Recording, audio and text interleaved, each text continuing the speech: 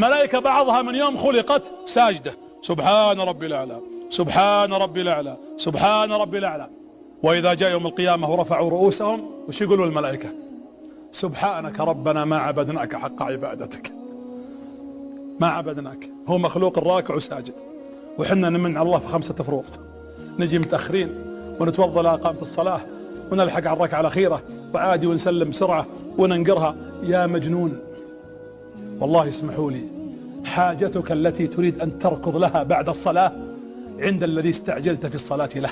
الله أكبر، تنسى دنياك، همومك، وظيفتك، زوجتك، مشاكلك، كل شيء تنساه لأنك قلت أكبر من كل شيء. أما الله أكبر والدين في راسك، ما صار دينك أكبر من ربك. الله أكبر والزواج في راسك، إذن الله أكبر حققها أن الله أكبر من كل شيء. أنصح نفسي والمشاهدين، أي معصية تفعلها شرع لك